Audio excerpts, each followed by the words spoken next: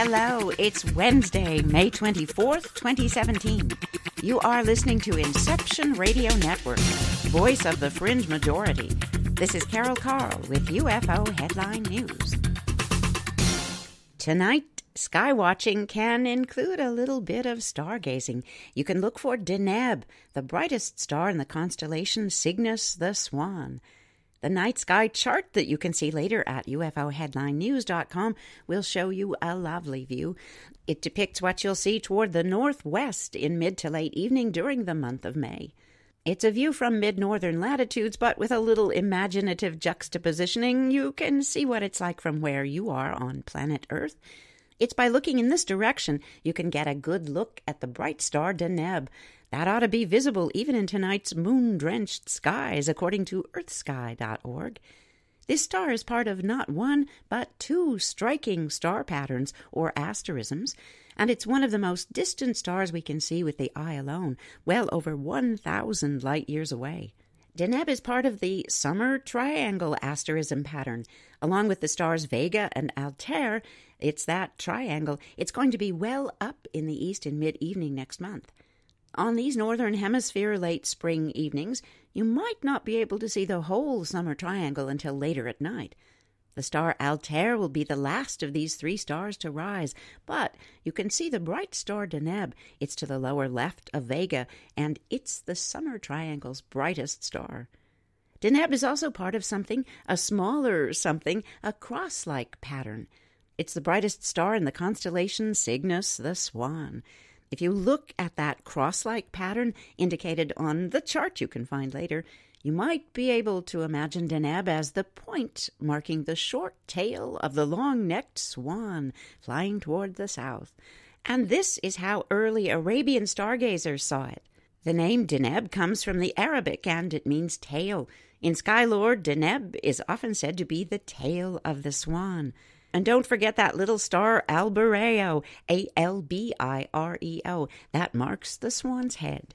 But the team at earthsky.org reminds us there's another way to see this pattern of stars that works just as well. In more modern sky lore, the pattern is sometimes called the Northern Cross. It looks like a cross, right? So if you prefer to see the cross instead of the swan, Deneb marks the head of the cross. Cross or swan, it's a lovely pattern to pick out on the sky's dome. Astronomers know that Deneb is one of the most distant stars we can see with the unaided eye. The exact distance to Deneb can only be estimated. Those estimates range from about 1,425 light-years to perhaps as much as 7,000 light-years away. At any of these estimated distances, Deneb is one of the farthest stars for the unaided human eye to see. It is so far away that the light that reaches the Earth today started on its journey well more than 1,000 years ago. Bottom line, the star Deneb is part of the summer triangle asterism, and it's part of the constellation Cygnus the Swan, swanning through the night sky, which can also be seen as a cross. So look for the star Deneb tonight as well. At over 1,000 light-years away, it's one of the most distant stars we can see with our eye alone. We found an update on that emergency ISS repair spacewalk mission. It wasn't easy. Apparently, it's slow to be published. The usual sources just simply had the notification that the walk was going to take place. Well, we found this from blogs.nasa.gov. Headline: Short spacewalk complete after successful installation work. That's the good news. Expedition 51 Commander Peggy, Whitson, and Flight Engineer Jack Fischer of NASA concluded their spacewalk at 10:06 p.m. Eastern Daylight Time. This particular post was made at 10:13 a.m. May 23rd, 2017. So we're going to take it that Mark Garcia found this news and immediately went to work to get it to us. Now we're getting it to you, gentle listeners. That spacewalk lasted 2 hours and 46 minutes. During that time, the two astronauts successfully replaced a computer relay box and installed a pair of antennas on the station to enhance wireless communication for future spacewalks. Spacewalkers have now spent a total of 1,250 hours and 41 minutes working outside the station during 201 spacewalks, supporting the assembly and maintenance of the ISS. This was the 10th spacewalk for Peggy Whitson, who moves into third place all time for cumulative spacewalking time. It was Jack Fischer's second walk. It began when the two NASA astronauts switched their spacesuits to battery power at 7:20 a.m. Eastern Daylight Time aboard the ISS.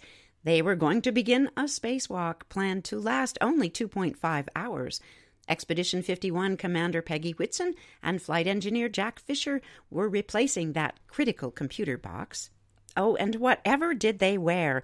Well, Peggy Whitson was wearing the white suit with the red stripes. She was the Extravehicular Crew Member 1, or EV1. Jack Fischer, Extravehicular Crew Member 2, EV2, wore just that attractive white suit with no stripes. You can find it in the NASA archives, nasa.tv, and we'll post a link to that later at UFO Headline News. Yes, it's Way Back Wednesday, and to grease the wheels of that particular machinery, let's go to UFOstalker.com for an older sighting. It's MUFON case number 83908. The date of this sighting is March 31st, 1992, but it didn't get reported by anybody involved until the 22nd of May this year. It took place in Nottingham, no, not England, Nottingham, Maryland in the United States. There's a summary. 4 or 5 huge disc-shaped objects hovering low over power lines, witnessed by several people, including police. The viewing specifics include a distance quite close, 21 to 100 feet initially, the altitude treetop, sighting duration 30 minutes. The object features are simply described as other. The object flight path was stationary, and this thing was shaped like a disc. Nottingham, Maryland had this kind of weather at the time of this observation, a maximum temperature of 57 degrees Fahrenheit, 14 degrees Celsius, down to a minimum temperature of 42 degrees Fahrenheit, 6 degrees Celsius. The visibility factors, maximum 10 miles, 16 kilometers, down to a minimum of 3 miles, 5 kilometers. It was foggy at the time. Here's what happened. One night, I was sitting inside watching TV when my father came in from taking the trash down to the curb. He was very excited. He was saying I had to come outside and see something. But when I asked him what it was, he just said, "I don't know." So I went outside and found several of our neighbors standing in the street, pointing to the sky. I looked up and saw 4 or 5 huge, oval, disc-shaped objects silently hovering in the sky above the power lines. They were behind the houses. You could see the object's outline. Its coloring was dark gray, and rectangular-shaped lights spaced equally around the perimeter of all of the objects. They were blinking sequentially.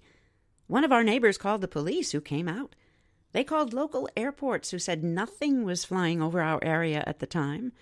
They said they'd file a police report, and they called more police officers to come out and see these objects. Several people stood there watching these objects. The objects stayed totally still. They were silently hovering. And then, after 30 to 40 minutes, they all just disappeared. They didn't take off or fly away. They just disappeared. We all stood there for a while after they left to see if they were going to come back. Several people said that even though we could no longer see the object, they felt like the objects were still there, maybe just hidden somehow. During all of this, my neighbor was recording with an old VHS camera. The next day she played the tape, only to find the screen was snow, but you could still hear what was going on. This was an incredible close encounter sighting witnessed by multiple people, including police officers, and I've never understood how it didn't make the news back in 1992. Well, it kind of did make our niche world news just now. Huzzah! And let's toss in another huzzah over the good luck that it was a mutual sighting. Well, not just mutual, make that multiple, involving the police. Outstanding.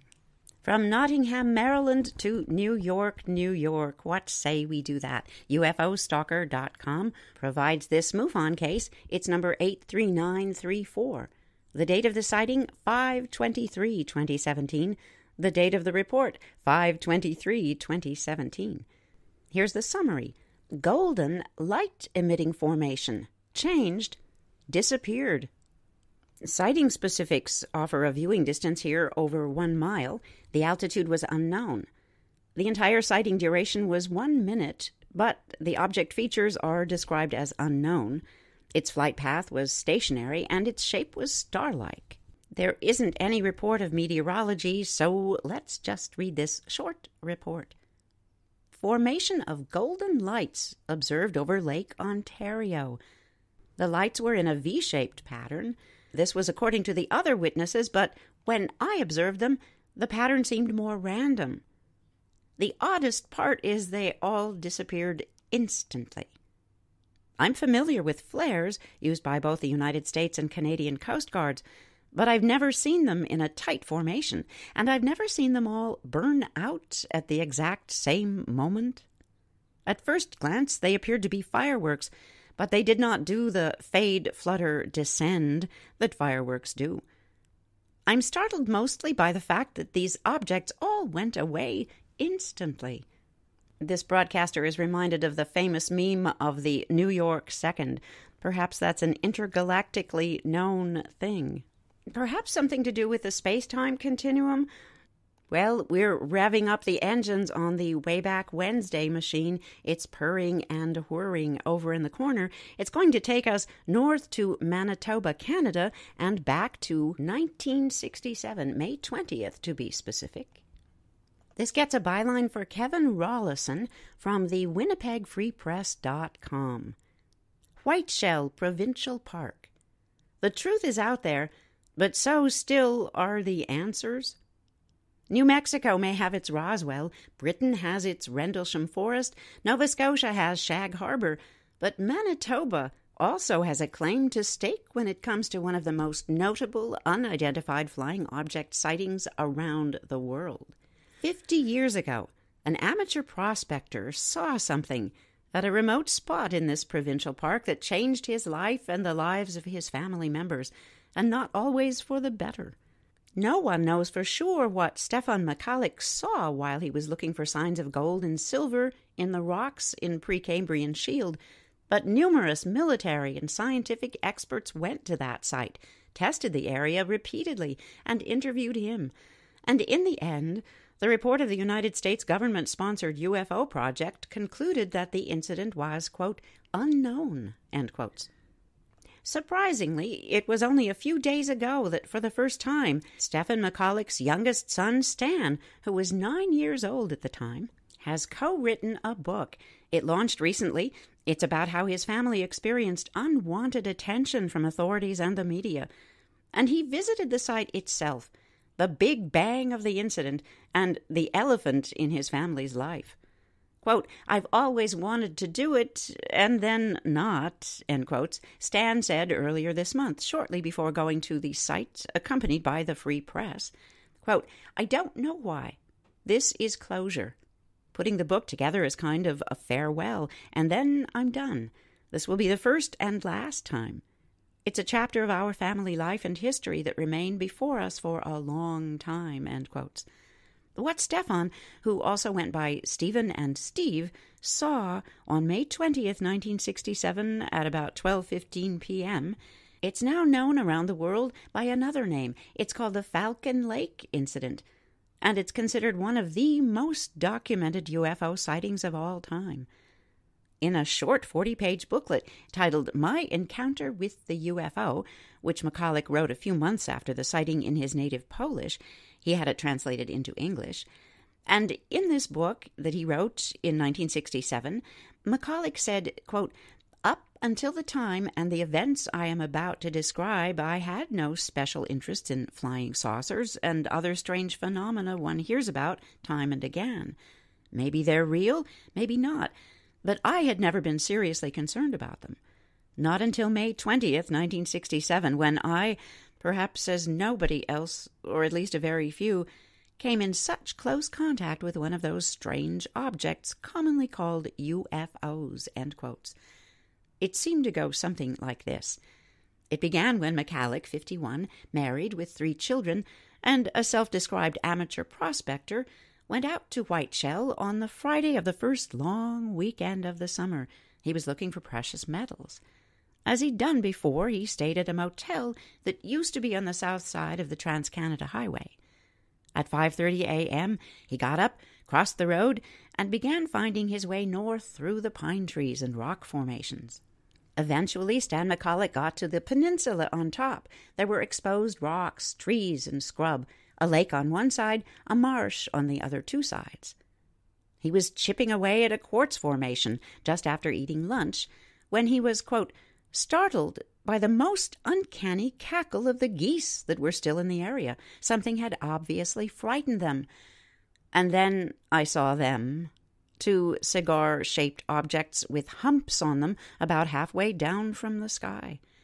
They appeared to be descending and glowing with an intense scarlet glare. As these objects came closer to the earth, they became more oval in shape, end quotes. One of the objects took off a few minutes later, while the second one landed about 50 meters from where he was crouching. He said there was an opening near the top of the craft with brilliant purple light coming out.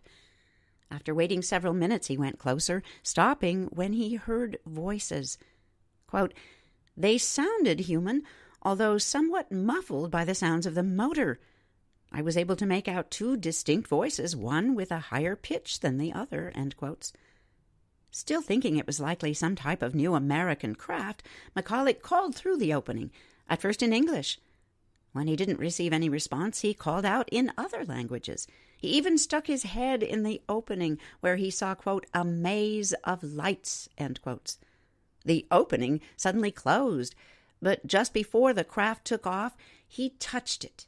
It was so hot it burned the glove he was wearing. Quote, all of a sudden the craft tilted slightly leftward. I turned and felt a scorching pain around my chest. My shirt and my undershirt were afire.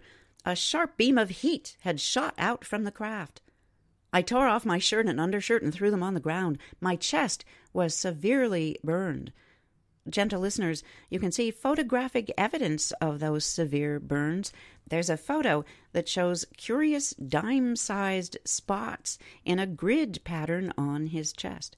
And indeed, newspaper photos of the time, says the story, show McCalloch, his pajama top open. You can see a series of circular third-degree burn marks.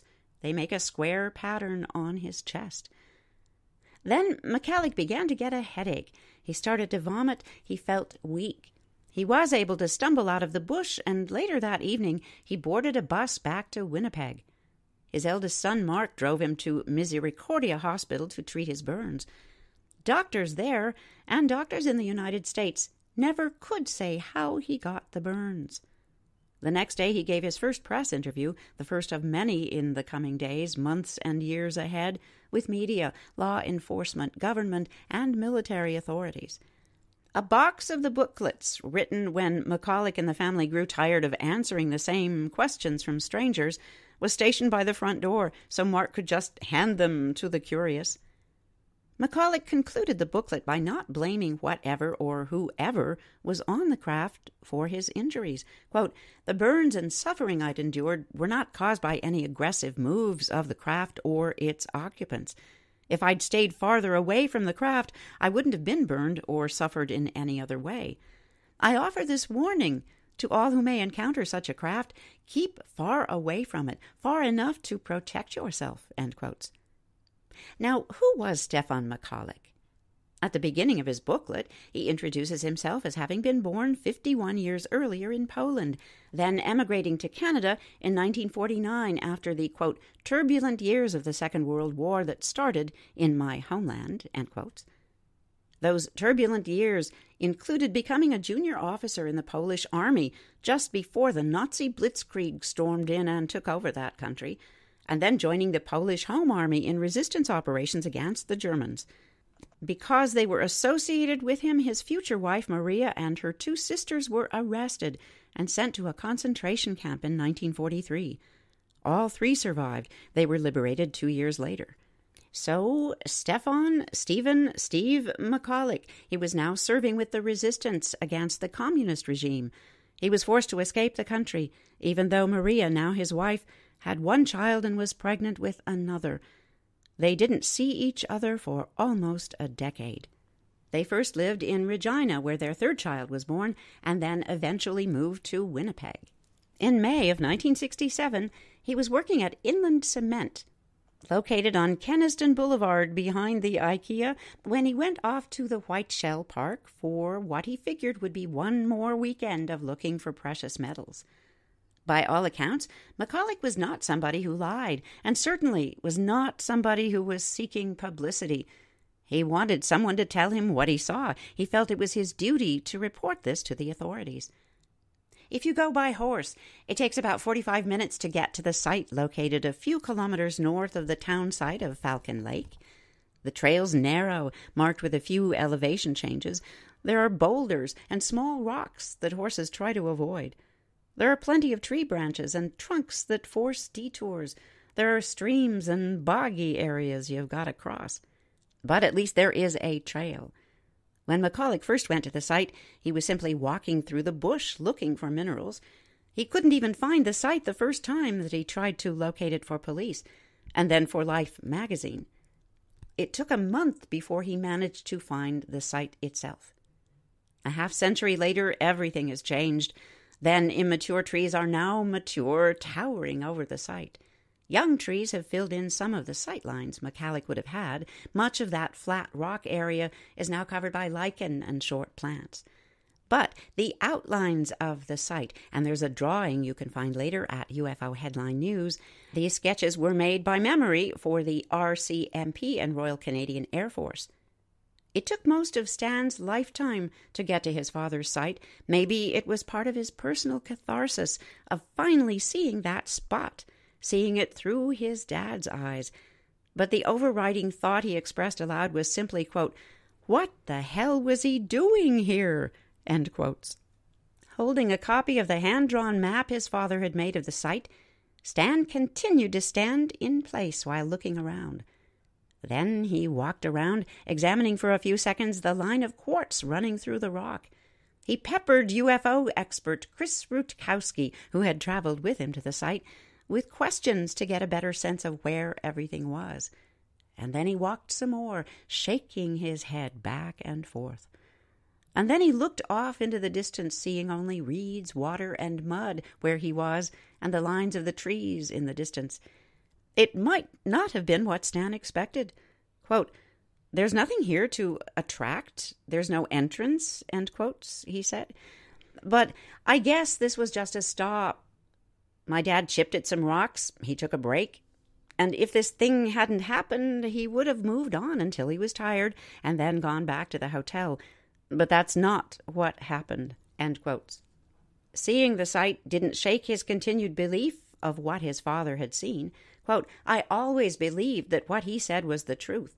I think what happened is exactly as he described. It pisses me off that people didn't believe him. I still get angry," end quotes. Here's where Chris Rutkowski comes in. Perhaps a familiar name to you, gentle listeners. He's a research coordinator of Winnipeg-based ufology research. He's Canada's foremost UFO expert. He said the Falcon Lake incident is one of almost 2,000 sightings from Manitoba's historical records. Quote, "If it's a hoax, it has enough complications to make it one of the best on record," end quotes, Rutkowski said. He continued, quote, "It's even better than Roswell, because with that one the government denies anything happened, and it takes effort to get to the place. But Falcon Lake is part of Manitoba's history." Quote, "There were UFOs in Shag Harbor. That thing crashed into the ocean. There was another in Rivers, Manitoba, and a case in Calgary, where a photograph was taken of a silver object. Right across Canada there were an amazing number of sightings for some reason," end quotes. In the almost 1,200 annual reported UFO sightings every year across Canada, apparently 3 to 5% can't be explained away. Quote, "None say they've been visited by aliens, but these are very curious cases," end quotes, said Rutkowski. He said he not only has copies of the hundreds of documents produced by the authorities, Chris Rutkowski says he also has in his possession a piece of the melted radioactive metal that was found at the site. He says that from his knowledge of all the other cases, the Falcon Lake incident is notable because McCulloch reported just the facts, no embellishment, end quotes. With or without embellishment, there's more information here than we have time for in one Way Back Wednesday. So, next week, it's going to be the Close Encounter of the Manitoba Kind Part 2. This went big. June 29th, 1967, a rookie Manitoba Member of Parliament stood up in the House of Commons. Well, you'll have to stay tuned till next week to find out about that. Thanks to our man in the High Castle for vetting this story. It was new to both of us. We hope you've enjoyed it, but we've got to bounce because that's a wrap. Thank you for listening to Inception Radio Network. Follow today's broadcast at ufoheadlinenews.com. Take care of each other. We're all in this together. This is Carol Carl. See you tomorrow.